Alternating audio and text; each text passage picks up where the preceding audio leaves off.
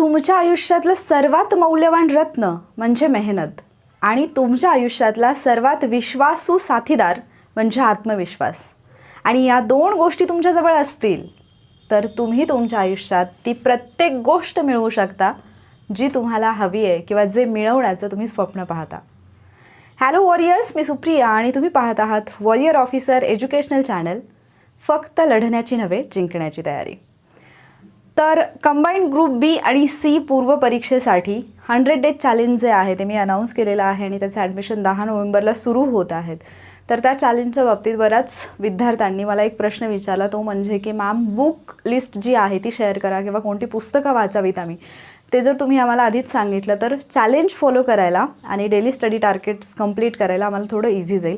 आणि त्यासाठी आजच्या व्हिडिओमध्ये मी तुमच्यासोबत बुक लिस्ट शेअर करणार आहे. त्यासोबतच इतर काही छोटे मोठे पॉईंट्स असतील जे तुमच्या स्टडीसाठी इम्पॉर्टंट असतील ते सुद्धा मी शेअर करणार आहे.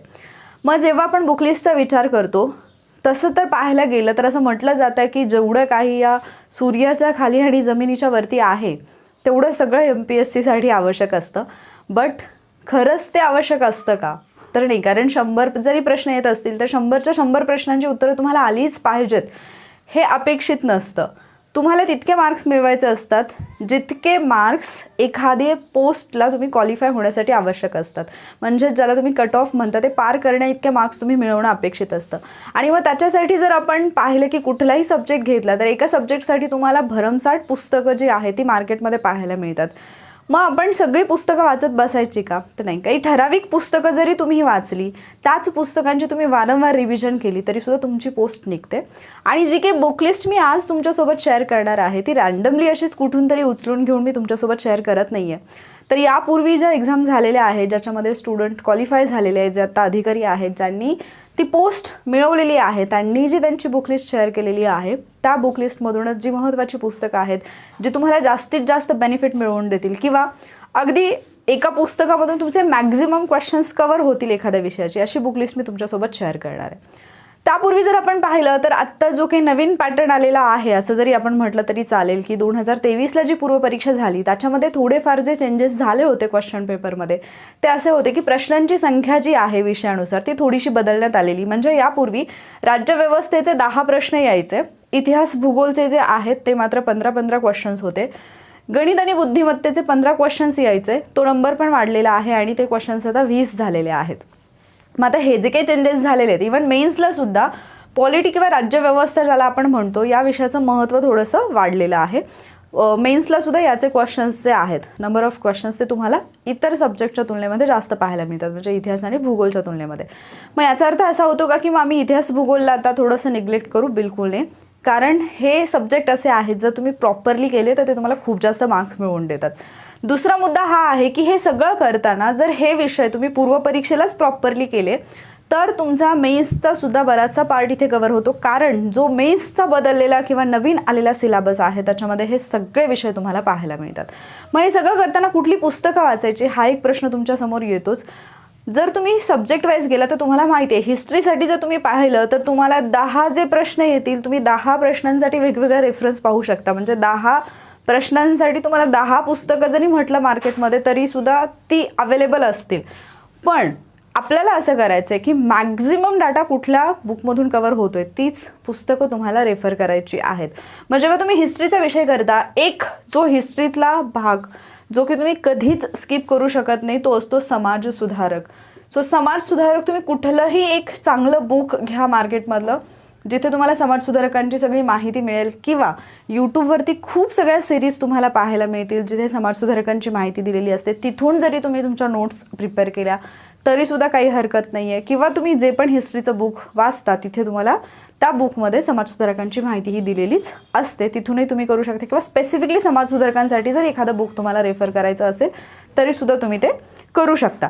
त्याच्यानंतर हिस्ट्रीचा जो बाकीचा पार्ट आहे याच्यामध्ये 2 पुस्तकं मी तुम्हाला सजेस्ट करेन जी तुम्ही कंपल्सरी केली पाहिजेत. त्याच्यामध्ये आहे 11वीचं जुनं पुस्तक जे आहे महाराष्ट्राचा इतिहास म्हणून. ते जुनं पुस्तक फार इम्पॉर्टंट आहे. त्याचं रिझन हे की या पुस्तकातून प्रीला आणि मेन्सला बरेचसे क्वेश्चन डिरेक्टली त्या बुकमधून जसेच्या तसे आलेले तुम्हाला पाहायला मिळतात. म्हणजे त्या पुस्तकामध्ये एखादा टॉपिक दिलेला आहे, एखादा पॉईंट दिलेला आहे, त्याचं जर एखादा पॅसेज दिलेला असेल म्हणजे पॅराग्राफ दिलेला असेल तर त्या पॅराग्राफमधल्या 4च्या 4 लाईन उचलून इकडे जशाच्या तशा टाकलेल्या असतात. इथंपर्यंत क्वेश्चन्स येतात. त्याच्यामुळे हे जे बुक आहे ते तुम्ही स्किप नाही करू शकत. पण मग 11वीचं पुस्तक अख्खं वाचायची गरज आहे का? नाही. काही ठराविक टॉपिक आहे ते तुम्ही करणं गरजेचं आहे. ते जेव्हा तुम्ही सिलेबस पाहता, ज्यावेळेला तुम्ही PYQ पाहता, तेव्हा तुमच्या लक्षात येते की कुठल्या टॉपिकला तुम्हाला इम्पॉर्टन्स द्यायचं आहे. मग हे जर पुस्तक तुम्हाला याची जर हार्ड कॉपी मिळत असेल तर वेल अँड गुड, तुम्ही 30 घ्या आणि त्याच्यातूनच करा. जर नसेल तर याची जी PDF आहे ती मी आपल्या ॲपवरती अपलोड केलेली आहे. ॲपवरती जाऊन तुम्हाला नोट्सच्या सेक्शनमध्ये आय थिंक मिळेल किंवा PDFच्या नोट्सच्या सेक्शनमध्ये मिळेल. तर तिथे जाऊन ती PDF तुम्ही डाउनलोड करून ठेवू शकता तुमच्या मोबाईलमध्ये आणि तिथून तुम्ही टॉपिक जे आहेत ते करू शकता. याच्यानंतर एक बुक जे मी तुम्हाला सजेस्ट करेन हिस्ट्रीसाठी ते आहे समाधान महाजन सरांचं पुस्तक. आता हे पुस्तक कशासाठी सजेस्ट करते मी, तर याचं रिझन हे आहे की या पुस्तकामध्ये तुम्हाला महाराष्ट्र प्लस भारत हे दोन्ही पाहायला मिळतं. जेव्हा तुम्हाला प्रश्न येतात भारत म्हणजे तुमचा सिलेबस जर तुम्ही पाहिला तर भारताचा इतिहास दिलेला आहे महाराष्ट्राच्या विशेष संदर्भासह. आणि ज्यावेळेला समाधान महाजन सरांचं पुस्तक तुम्ही वाचता तर तिथे जे तुम्हाला दिलेलं आहे म्हणजे ज्या पद्धतीने त्या पुस्तकामध्ये सिलेबस दिलेला आहे तर त्यांनी कुठलीही ऐतिहासिक घटना घेतल्यानंतर त्यांनी भारताची माहिती दिलेली आहे, त्याच्या रेफरन्सने लगेच महाराष्ट्राची माहिती दिलेली आहे. आणि जिथे मुलांना सगळ्यात जास्त प्रॉब्लेम येतो हिस्ट्रीचा अभ्यास करताना ते म्हणजे जे व्यक्ती असतात, वेगवेगळ्या उठावाच्या संदर्भाने असेल किंवा वेगवेगळ्या चळवळी झालेल्या असतील त्या संदर्भाने असतील, त्याच्या महत्त्वाच्या व्यक्ती असतात, तिथे मुलांना खूप जास्त प्रॉब्लेम येतो. किंवा जी वृत्तपत्र आहेत त्याच्या बाबतीत मुलांना अडचण येते की हे कसं लक्षात ठेवायचं. तर ही सगळी माहिती तुम्हाला समाधान महाजन सरांच्या बुकमध्ये मिळून जाईल. त्यामुळे बेटर राहील जर तुम्ही हे पुस्तक रेफर केलं तरी इनफ आहे. अदरवाईज मग तुम्ही पाहिलं तर खूप सगळी पुस्तकं आहेत, जसं कठारे सरांचं आहे, गाठाळ सरांचं आहे, खूप पुस्तकं आहेत. कुठलंही जरी एक बुक तुमच्याकडे असेल, मी असं नाही म्हणते की तुमच्याकडे जर ऑलरेडी दुसरं बुक आहे तर तुम्ही ते सोडून द्या आणि परत हे घ्या, नाही. जर तुमच्याकडे ऑलरेडी असेल, तुम्ही ते रेफर करत असाल तर तेच रेफर करा. फक्त जे एक्स्ट्राचे पॉईंट कुठल्याही ॲनालिसिसमधून ॲड होतील किंवा लेक्चरमधून ॲड होतील किंवा इतर वेळेला मी एखादा व्हॉइस चॅट सेशन घेते त्याच्यातून ॲड होतील तर मग ते सगळे पॉईंट्स तुमच्या बुकमध्ये तुम्ही ॲड करा जर ते तुमच्या बुकमध्ये नसतील तर. या पद्धतीने फॉलो करा. हिस्ट्रीसाठी इतकं तुमच्याकडे असायला पाहिजे. याच्यातले ही PDF तर तुमच्याकडे ऑलरेडी आहे. समाजसुधारकांची माहिती तुम्ही अगदी प्रत्येक समाजसुधारकाचं म्हणजे जे महत्त्वाचे समाजसुधारक आहेत त्यांचं नाव जरी तुम्ही गुगलवरती सर्च केलं किंवा तुम्ही यूट्यूबवरती त्यांचे व्हिडिओ सर्च केले तरी तिथूनही मिळेल. बट बेटर राहील की जर एखादं बुक तुमच्याकडे असेल तर ते फार चांगलं तुम्हाला हेल्पफुल राहील. दुसरा मुद्दा, ज्यावेळेला समाजसुधारक करत आहात तुम्ही त्यावेळेला राजर्षी शाहू महाराज फार फार फार इम्पॉर्टंट आहेत. डॉक्टर बाबासाहेब आंबेडकर खूप महत्त्वाचं व्यक्तिमत्व आहे आणि महात्मा फुले या 3 व्यक्तींबद्दलची डिटेल्ड अशी माहिती तुमच्याकडे असायलाच हवी. कारण यांच्यावरती वारंवार प्रश्न आयोगाने विचारलेले आहेत. इतके प्रश्न म्हणजे समाजसुधारकांवरचे किंवा आपण असं म्हणूयात की जर 10 प्रश्न येत असतील तर कधी कधी असे अगदी मेन्सला अलीकडच्या तर एकाच पेपरमध्ये 4-4 प्रश्न जे आहेत ते राजर्षी शाहू महाराजांवरती विचारलेले आहेत. किंवा तसंच तुम्हाला महात्मा फुलेंच्या बाबतीत पाहायला मिळेल किंवा तसंच तुम्हाला डॉक्टर बाबासाहेब आंबेडकरांच्या बाबतीत पाहायला मिळेल. त्यामुळे बाकीचे समाजसुधारक तर महत्त्वाचे आहेतच, पण ज्यावेळेला तुम्ही एक्झामचा विचार करता मॅक्झिमम नंबर ऑफ क्वेश्चन्स जे आहेत ते या 3 व्यक्तींवरती तुम्हाला पाहायला मिळतात, या 3 समाजसुधारकांवरती पाहायला मिळतात. त्यामुळे हे तुम्हाला प्रॉपरली करायचं आहे. त्याच्यानंतर जर आपण भूगोलकडे आलो तर भूगोल हा एक असा विषय आहे की जिथे तुम्हाला अगेन भारताचं तर करायचं आहे पण महाराष्ट्राच्या विशेष संदर्भासह महाराष्ट्राचं जास्त डीपमध्ये विचारलं जातं. सो महाराष्ट्रासाठी वन अँड ओनली तुम्हाला सगळ्यांना माहिती आहे सौदी सरांचं बुक जे आहे ते तुम्ही करू शकता. सौदी सरांच्या बुकमधून बऱ्यापैकी तुमचा डाटा कव्हर होतो. जर तुमच्याकडे दुसरं असेल, दीपस्तंभचं जरी असेल तरी काही हरकत नाही, तुम्ही त्याच्यातूनही करा. जे काही एक्स्ट्राचे पॉईंट ॲड होतील लेक्चर्सच्या माध्यमातून किंवा व्हॉइस चॅटच्या माध्यमातून किंवा आपण ज्यावेळेला क्वेश्चन पेपर ॲनालिसिस घेऊ तर ते तिथे तुम्ही मग ॲड करून घेणं अपेक्षित असेल. आणि भारताचा भूगोल म्हटलं तर तुम्ही सौदी सरांचंच बुक जे आहे ते करू शकता. स्टेट बोर्डमधूनही बऱ्यापैकी माहिती जी आहे ती तुमची कव्हर होते तिथे भारताच्या भूगोलाच्या बाबतीमध्ये. ठीक आहे. त्याच्यानंतर आपण आलो अर्थव्यवस्थेकडे. जर तुम्हाला अर्थव्यवस्था खूप हार्ड जात असेल, तुम्ही कधी वाचलेलं नाही आहे, कळतच नाही आहे, कोळंबे सरांचं बुक तुम्ही केलं तर बऱ्यापैकी कन्सेप्ट क्लिअर होतील. तसं त्या देसले सरांच्या बुकमधून पण होतात. पण एक असतो आपला माइंडसेट की खूप मोठं बुक दिसलं की आपल्याला घाबरायला होतं. म्हणजे जे नवीन स्टुडंट आहेत त्यांना असं होतं की अरे इतकं मोठं पुस्तक वाचायचं आहे, कधी होणार, आणि त्याच्यामुळे कुठेतरी थोडीशी भीती बसते. सो जर तुम्ही ऑलरेडी करता तर तुम्ही देसले सरांचं जे भाग 1 आहे ते तुम्ही करणं अपेक्षित आहे. देसले सरांचं जे बुक आहे अर्थव्यवस्थेचं ते करा.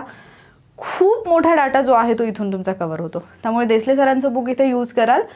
किंवा म्हणते मी रंजन कोळंबे सरांचं. जरुरी नाही आहे की दोन्ही पुस्तकं तुमच्याकडे असायलाच पाहिजेत असं नाही. तुम्ही दोन्हीपैकी कुठलंही एक पुस्तक जे आहे ते यूज करू शकता. दोन्हीपैकी एक कुठलं तरी करा, प्रॉपरली रिवाईज करा. आणि याच्यात सगळ्यात महत्त्वाचं, ज्यावेळेला तुम्ही इकॉनॉमिक्सचा स्टडी करता इथे तुम्हाला करंट अफेअर्सची मदत घ्यावीच लागेल.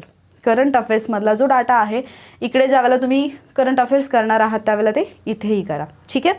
त्याच्यानंतर येतो प्रश्न चालू घडामोडींचा. आता चालू घडामोडींच्या बाबतीत असं आहे की तुम्ही इतक्या सगळ्या गोष्टी किंवा इतक्या सगळ्या जाहिराती पाहत असाल की कुठलाही पेपर झाल्यानंतर आमच्याकडून इतके प्रश्न आले, आमच्या पुस्तकातून इतके प्रश्न आले, आमच्या बॅचमधून इतके प्रश्न आले. लक्षात घ्या, चालू घडामोडी हा एक असा पार्ट आहे की तुम्ही कुठूनही करा. न्यूजपेपरमधून करा, टी व्हीवरच्या न्यूज पाहून करा, एखाद्या मॅगझिनमधून करा, किंवा एक स्पेसिफिक कुठल्याही प्रकाशनाचं बुक करा, किंवा कुठली यूट्यूबवरची एखादी सिरीज करा, किंवा कुठलीही बॅच घ्या. करंट अफेअर्स असतं. ठीक आहे. म्हणजे जर तुम्ही जानेवारी महिन्याच्या चालू घडामोडी अभ्यासत असाल तर त्या सगळीकडे सारख्याच असतील. फक्त इतकं आहे की तुम्ही किती डेडिकेशननी करता आणि तुम्ही त्या गोष्टी किती रिवाईज करता. अदरवाईज तुम्हाला त्याचे रेफरन्सेस सगळीकडे मिळतील. त्याच्यातही जर पाहिलं तर पृथ्वी परिक्रमा छान आहे, सिम्प्लिफाईड छान आहे. ठीक आहे. याच्या व्यतिरिक्त तुमचं दुसरं कुठलं वाचनात येत असेल किंवा तुम्ही ऑलरेडी दुसरं कुठलं वाचत असाल तरीसुद्धा वाचा, काही प्रॉब्लेम नाही. फक्त त्याच्यातला जो पण डाटा तुमच्याकडे आहे तो करताना तुम्हाला काय करायचं आहे, आत्ताच्या जे झालेले एक्झाम आहेत त्या एक्झाममध्ये कुठल्या टॉपिकला फोकस केलेला आहे आयोगाने, कशा पद्धतीने प्रश्न विचारलेत ते पाहून घ्या. मोस्टली इथे जे क्वेश्चन येतात ना ते वन लाईनर असतात. त्याच्यामुळे इथे तुम्हाला जास्त असं परेशानी नाही होत. आणि दुसरे एक असते की करंट अफेअर्सची जर तुम्ही प्रॅक्टिस केली ना प्रॉपरली तर बऱ्याचदा जे प्रश्न येतात त्यांची उत्तरं जरी डिरेक्टली तुम्हाला माहिती नसतील, जसं मी PSI मेन्सला लॉच्या वेळेला सांगितलं स्टुडंटना की जरी तुम्हाला क्वेश्चन वाचल्यानंतर ॲक्च्युअल आन्सर जरी माहिती नसेल तरी तुम्ही 4 ऑप्शन नेहमी वाचायचे. कारण त्या 4 ऑप्शनमधले 3 ऑप्शन कदाचित असे असतात जे तुम्हाला माहिती आहेत. एक क्वेश्चन जो आलेला होता आत्ता मेन्सला त्याच्यामध्ये पण जर तुमचं कन्फ्युजन होत असेल तर तुम्हाला जरी सगळी कलमं माहिती नसतील, म्हणजे जो प्रश्न विचारला त्याचं कलम जरी एक्झॅक्टली माहिती नसेल तरी पर्यायातली 3 कलमं जी आहेत ती तुम्हाला माहिती आहेत कशाची आहेत, म्हणजे उरतं तेच तुमचं उत्तर राहतं. सेम त्या पद्धतीने करंट अफेअर्समध्ये तुम्हाला खूप जास्त हेल्प होते जर तुमची प्रॅक्टिस असेल तर. सो इथे तुम्ही काय कराल, परिक्रमा करा किंवा सिम्प्लिफाईडचं करा, किंवा कुठलीही यूट्यूबवरची कुठलीही तुम्हाला जी बेस्ट वाटेल जे तुम्हाला समजतंय तर यूट्यूबवरची तुम्ही एखादी सिरीज जरी कंप्लीट केली की त्यांचे जे मंथली करंट अफेअर्स असतात ते जरी तुम्ही केले, त्या व्हिडिओच्या फॉर्मॅटमधून जरी केले आणि त्याचं स्वतःकडे जर तुम्ही नोट डाऊन करून ठेवला नोट्स तर ते बेनिफिशियल राहील. फक्त लास्ट मोमेंटला एक्झामच्या पूर्वी तुमचा सोर्स कुठलाही बदलू नका. जो तुम्ही सुरुवातीपासून वापरलेला आहे त्याच्यातूनच तुम्ही रिवाईज करा. जेवढं पण तुम्ही आत्तापर्यंत केले त्याच गोष्टी ज्या आहेत त्या रिवाईज करा, कारण त्या विसरल्या जाण्याची शक्यता असते.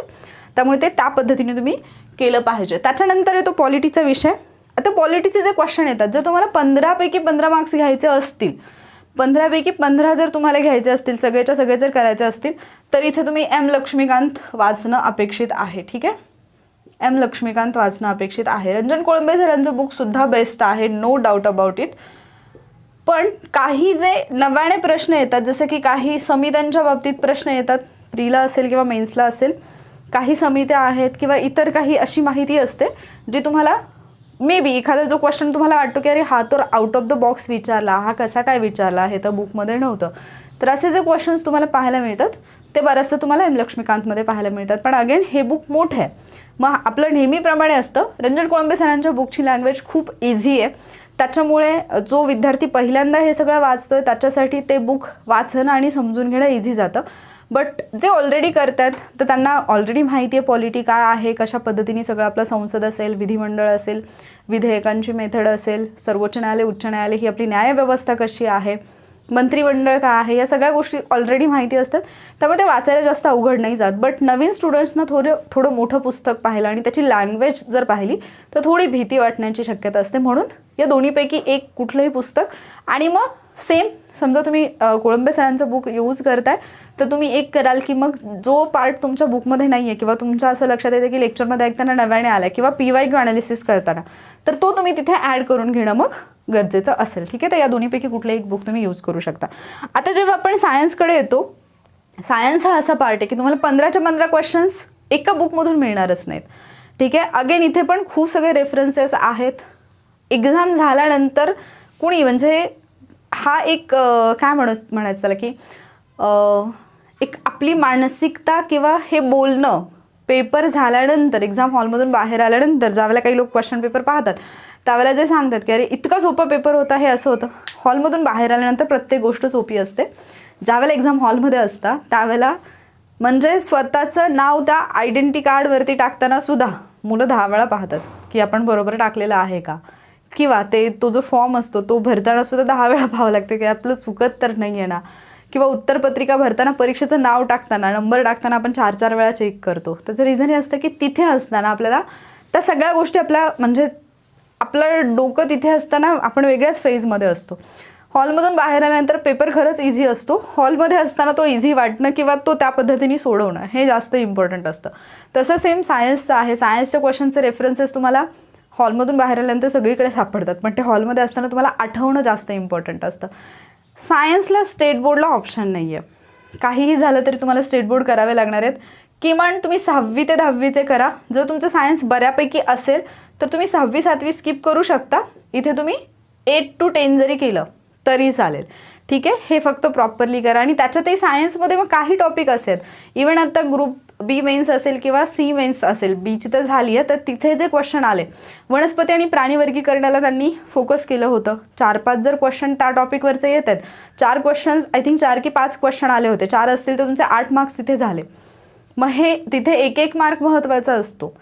सो हे जे काही स्पेसिफिक टॉपिक आहेत ज्याच्यावरती क्वेश्चन्स बनतात ते तुम्ही व्यवस्थितपणे करणं अपेक्षित असतं. ठीक आहे, इव्हन केमिस्ट्रीमध्ये सुद्धा जे आपण म्हणतो की उपयोजनात्मक असतं किंवा जो वापर आहे केमिस्ट्रीचा ॲक्च्युली आपल्या डे टू डे लाईफमध्ये, तर ते जे पॉईंट्स असतात मग ते तुम्हाला कुठल्याही बुकमध्ये पाहायला मिळतील. इथे मी अगेन तुम्हाला ऑप्शन देते की एक तर तुम्ही भस्के सरांचं बुक वाचा किंवा कोलते सरांचं बुक वाचा, किंवा याच्या व्यतिरिक्त तुमच्याकडे इतर जरी कुठलं बुक असेल, ठीक आहे, जे की तुम्हाला असं वाटतं की यार मी हे पहिल्यापासून वाचत आलं आणि मी हेच कंटिन्यू करेन, काही इश्यू नाही. किमान जे 15 क्वेश्चन्स येतात त्याच्यातले 8-9 क्वेश्चन 10 क्वेश्चन तरी त्या बुकमधले तुम्हाला म्हणजे तो डाटा तुम्हाला तिथे मिळत असेल तर काही हरकत नाही, तुम्ही तिथून करू शकता.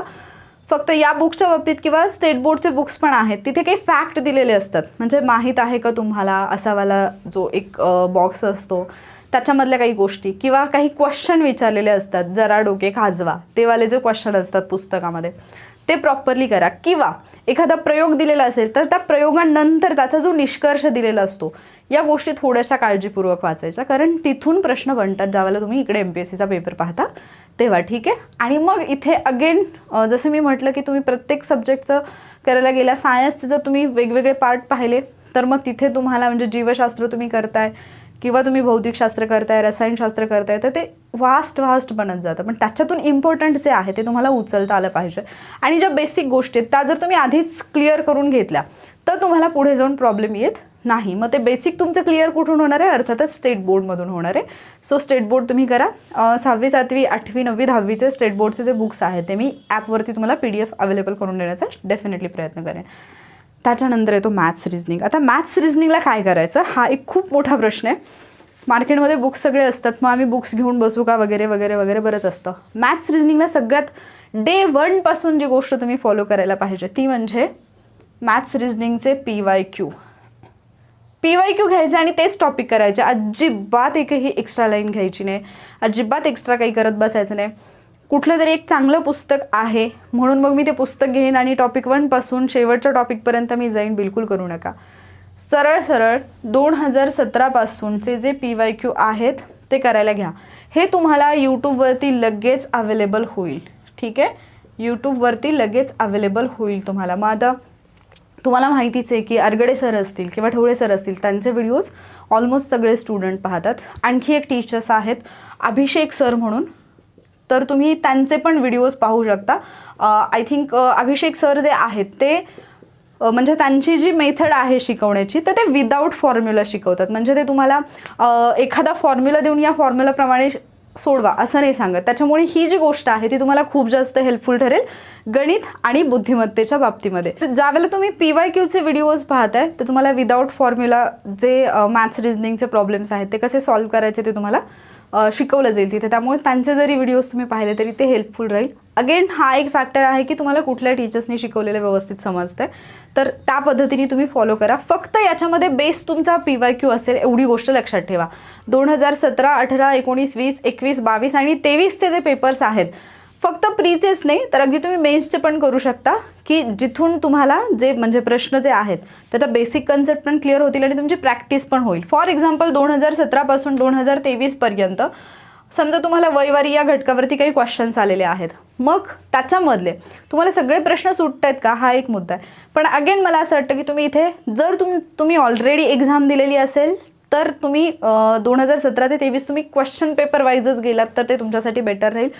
जर तुम्ही कधी याच्यापूर्वी म्हणजे तुम्हाला माहिती नाही हे गणितं कशी सोडवायची तर तिथे मात्र मग तुम्ही टॉपिक वाईज म्हणजे समजा 2017चा पेपर तुम्ही घेतलाय आणि त्याच्यामध्ये एखादा प्रश्न आहे जो संभाव्यतावरती आहे, तुम्हाला माहिती नाही संभाव्यता कसं आहे, देन बेसिकपासून करा मग की कन्सेप्ट काय आहे संभाव्यता, मग त्याची गणितं कशी सोडवली जातील, त्याचे काही टेक्निक्स आहेत आणि त्याची प्रॅक्टिस करा. सगळ्यात महत्त्वाचं काय आहे की तुम्ही गणित बुद्धिमत्ता यूट्यूबवरून करा, पण ते करताना फक्त व्हिडिओ पाहून तुम्हाला कधीही गणित बुद्धिमत्तेचे मार्क्स येणार नाहीत. आणि मी तुम्हाला याची गॅरंटी देऊ शकते कारण आत्ता जी एक्झाम झालेली आहे 2022ची मेन्स 23ची मेन्स, 2022च्या मेन्सला एका स्टुडंटनी 15पैकी 13 क्वेश्चन्स सोडवलेले आहेत आणि 13च्या 13 बरोबर आलेले आहेत मॅथ्स रिझनिंगचे. ठीक आहे, तर हे असं होतं जर तुमचं प्रॅक्टिस व्यवस्थित असेल तर. आणि या 13 क्वेश्चनसाठी म्हणजे हे जे बरोबर आलेले आहेत 13 दुनी 26 मार्क्स होतात, हे जे बरोबर आलेले आहेत याच्यासाठी रेफरन्स काय होता, ओनली PYQ. याच्या व्यतिरिक्त एक गोष्टही बाहेरची केलेली नाही आहे त्या स्टुडंटनी. ठीक आहे, मी तुम्हाला फोटो पाठवून देणं हवं तर टेलिग्रामवरती की जर तुम्ही फक्त PYQ व्यवस्थित प्रॅक्टिस केली तरी तुमचा स्कोर तितका येऊ शकतो. मग आता ज्यावेळेला तुम्ही PYQ करत आहात त्यावेळेला एक गोष्ट काय करायची की त्या PYQमध्ये म्हणजे तुम्ही व्हिडिओ पाहता तर ज्यावेळेला तुम्ही व्हिडिओ प्ले कराल तुम्हाला तो जो क्वेश्चन आहे तो डिस्प्ले होतोय स्क्रीनवरती किंवा क्वेश्चन पेपरच्या PDF तुमच्याकडे असतात. आधी स्वतः ट्राय करून पहा, जे प्रश्न नाही सुटत आहेत ते तुम्ही यूट्यूबवरून तुम्ही ते लेक्चर पाहताना तुमच्या लक्षात येईल. किंवा जर तुम्ही एखादा प्रश्न सोडवताय, तुम्हाला वेळ लागतोय तो प्रश्न सोडवताना, देन तुम्ही त्या शिक्षकांची मेथड पहा, ते तुम्हाला सांगतील की क्विकली कसं करायचं असतं आणि त्या पद्धतीने तुम्ही ते गणित सोडवा. पण जर तुम्ही डिरेक्टली जरी लेक्चर पाहत असाल तरीसुद्धा बेटर वे काय राहील की तुम्ही लेक्चर पाहताय, तुम्ही लेक्चर प्ले केलेले, तुम्हाला स्क्रीनवरती पहिला क्वेश्चन दिसला, लेक्चर पॉज करा, स्वतः ते गणित सोडवा, देन तुमचं उत्तर लगेच आलं, वेल अँड गुड. तुम्ही पुढचं काही तुम्हाला पाहायची गरज नाही कारण तुम्हाला माहिती त्याची मेथड काय, तुम्ही लगेच नेक्स्ट क्वेश्चनकडे जा. समजा दुसरा क्वेश्चन सोडवताना तुम्ही कुठेतरी मध्येच अडकलात किंवा तुमचं काही कन्फ्युजन झालं किंवा तुम्हाला असं वाटलं की यार मला तो खूप वेळ लागतो हे सोडवायला, देन तुम्ही काय कराल, मग त्या शिक्षकांनी सांगितलेली जी मेथड आहे पूर्ण ते गणित एक्सप्लेन केलेलं ते पहा आणि पुढच्या क्वेश्चनकडे जा. या पद्धतीने जर तुम्ही केलं तर डेफिनेटली तुम्ही मॅथ्स रिझनिंगमध्ये खूप चांगला स्कोर घ्याल. आणि लक्षात ठेवा हा विषय असा आहे की याला खूप विद्यार्थी घाबरतात, त्याच्यामुळे याच्याकडे लक्ष देत नाहीत आणि म्हणून स्कोर जो आहे मुलांचा तो कमी राहतो. पण जर तुम्ही हे प्रॉपरली केलं, जर तुम्हाला टाईम मॅनेजमेंट जमलं तर हा विषय असा असतो जो तुमचा रिझल्ट काढून देतो. याचा अर्थ असा नाही की बाकीच्या विषयांना व्हॅल्यू नाही आहे, बाकीचे विषयही तितकेच इम्पॉर्टंट आहेत, पण हे तुम्ही अशा पद्धतीने करायला पाहिजे. इकॉनॉमिक्सच्या बाबतीत पण मी सांगितलं तुम्ही करंट अफेअर्सच्या रेफरन्सने इकॉनॉमिक्स करा आणि बाकी ज्या मग बेसिकच्या कन्सेप्ट आहेत त्या ज्या की कधी बदलतच नाहीत त्या कन्सेप्ट प्रॉपरली करा, पंचवार्षिक योजना प्रॉपरली करा. आर्थिक नियोजन हा टॉपिक आहे ज्याच्यावरती प्रश्न विचारले जातात. सगळ्यात महत्त्वाचा टॉपिक इथे जो आहे तो सार्वजनिक वित्त आहे. त्याचे काही लेक्चर्स मी ऑलरेडी यूट्यूबवरती अपलोड केलेत, आपल्या ॲपवरती पण मी ते प्रोव्हाइड केलेले आहेत, तेही पहा. काही लोकांना जर अजूनही डाऊट असेल डोक्यामध्ये की मॅम 100 डे चॅलेंज किंवा तुम्ही काय म्हणताय हे कसं असणार आहे वगैरे समजत नाही आहे, तर ॲपवरती काही लेक्चर्स मी ऑलरेडी डेमो लेक्चर्सचं जर तुम्ही डेमो लेक्चर्स जर ओपन केलं तर तिथे तुम्हाला काही हे मिळतील, काही सब्जेक्टचे लेक्चर्स मिळतील. ते जर तुम्ही पाहिले तरी तुम्हाला एक आयडिया येऊन जाईल. अदरवाईज तुम्ही सरळ यूट्यूबवरती येऊन जरी economics by warrior officer, economics किंवा सायन्स बाय वॉरियर ऑफिसर हे तुम्ही सर्च केलं तर त्या प्लेलिस्टमध्ये जे तुम्हाला व्हिडिओज मिळतील ते व्हिडिओज पहा. तुम्हाला वाटलं की टीचिंग समजतं देन तुम्ही जॉईन होऊ शकता. जर तुम्हाला समजत नसेल तर तुम्हाला ज्या पण शिक्षकांनी शिकवलेलं समजतंय त्यांच्याकडे जॉईन होऊन तुम्ही त्या पद्धतीने तो कंटेंट क्लिअर करून घेणं अपेक्षित आहे. ठीक आहे, सो आय होप तुमचे डाऊट सगळे क्लिअर झालेले असतील. 100 डेजमध्ये तुम्हाला प्लॅन पण दिला जाईल प्रॉपरली. 180 डेज ज्यांनी फॉलो केलेला आहे त्यांनी सेम तेच चॅलेंज कंटिन्यू करायचं आहे. फक्त लेक्चर्स जे आहेत ते 100 डेजमधून तुम्ही पाहू शकता, कारण मग तुमचं ऑलरेडी झालं आहे सगळं. तुम्हाला फक्त आता रिव्हिजन व्हायची तर म्हणजे करणं बाकी असेल. रिव्हिजनचा पण प्लॅन मी दिला आहे, तर तिथे तुमचं ते प्रॉपरली होऊन जाईल. ठीक आहे. या व्यतिरिक्त काही डाऊट असेल तर कमेंटमध्ये विचारा, मी डेफिनेटली त्याचा आन्सर करेन. आणि बाकी मग आपलं ज्यावेळेला 100 डेज चॅलेंज सुरू होते तर मग काय त्याच्यानंतर तुमचं सगळं व्यवस्थितपणे होणार आहे. हा डाऊट बिलकुल डोक्यात नका ठेवू की मॅम सिलेबस आणि रिव्हिजन कंप्लीट होईल का. सिलेबसही होईल, रिव्हिजनही होईल आणि प्लस तुमचे PYQ पण होतील. ठीक आहे. सो लवकरच भेटूयात पुढच्या लेक्चरमध्ये. हा जो आजचा व्हिडिओ आहे तो तुम्हाला हेल्पफुल वाटला की नाही हे मला कमेंटमध्ये नक्की सांगा. आणि जर वाटला असेल तर व्हिडिओला लाईक आणि शेअरसुद्धा नक्की करा. चॅनलवरती नवीन असाल तर चॅनलला सबस्क्राईबसुद्धा करा. लवकरच भेटूयात पुढच्या लेक्चरमध्ये. थँक्यू.